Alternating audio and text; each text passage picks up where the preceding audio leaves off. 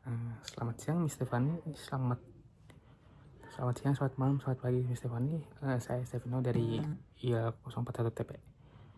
Jadi pada hari ini saya mau membahas studi kasus Elconic Inc., sebuah perusahaan yang memproduksi konektor elektronik dan sudah berdiri lebih dari 50 tahun.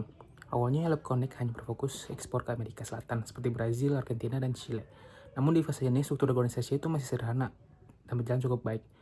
Mereka punya ekspor departemen yang langsung di bawah marketing manager dan itu sudah cukup untuk mengenal pasar luar negerinya. Nah, masalah ini mulai muncul ketika 2018. Persaingan di Brasil makin ketat. Ada perusahaan mereka lain yang mau masuk ke pasar Brasil dan bahkan ada perusahaan lokal Brasil yang mencari lisensi teknologi. Melihat kondisi ini, Eleconic akhirnya memutuskan untuk membangun pabrik pertamanya di Brasil. Nah, keputusan ini secara bisnis sebenarnya berhasil. Namun bisa kita lihat dari data keuangannya, terutama dari tahun 2019, itu penjualan naiknya cukup signifikan. Banyak pelangganan di Brazil yang sebelumnya ragu terhadap Elconic, jadi lebih percaya karena Elconic sekarang punya produksi lokalnya sendiri. Jadi secara finansial, perusahaan ini sedang dalam kondisi yang sehat. Namun di sisi lain, munculnya masalah baru. Jadi setelah mereka masuk ke pasar lokal Brazil, Elconic tidak lagi bersaing dengan perusahaan asing, tetapi mereka juga bersaing dengan perusahaan lokal yang jauh lebih cepat dalam mengembangkan produk barunya. Nah, kompetitor Brasil ini bisa meluncurkan produk dengan tempo yang lebih singkat, sementara Elconic terlihat lebih lambat berdasarkan perubahan pasar. Dan itu ada masalah komunikasi internal. Tim marketing di Brazil sebenarnya punya banyak informasi penting tentang pasar di kompetitor ini. Tapi informasi tersebut tidak sampai dengan baik ke kantor pusat.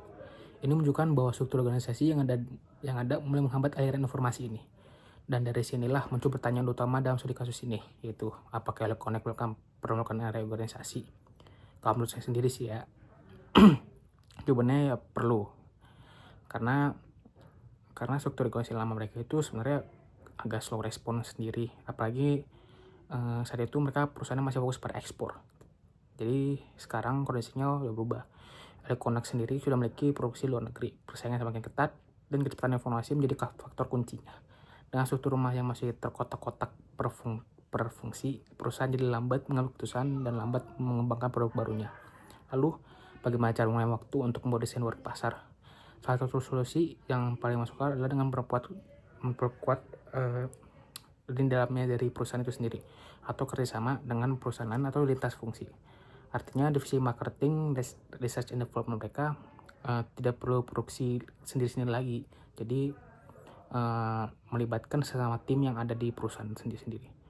Contohnya, informasi dari tim marketing di Brazil bisa langsung digunakan oleh tim desain dan produksi di kantor pusat. Dengan begitu, produk yang dikembangkan itu sudah sesuai dengan kebutuhan pasarnya sekarang dan gak perlu lagi revisi di akhir nanti.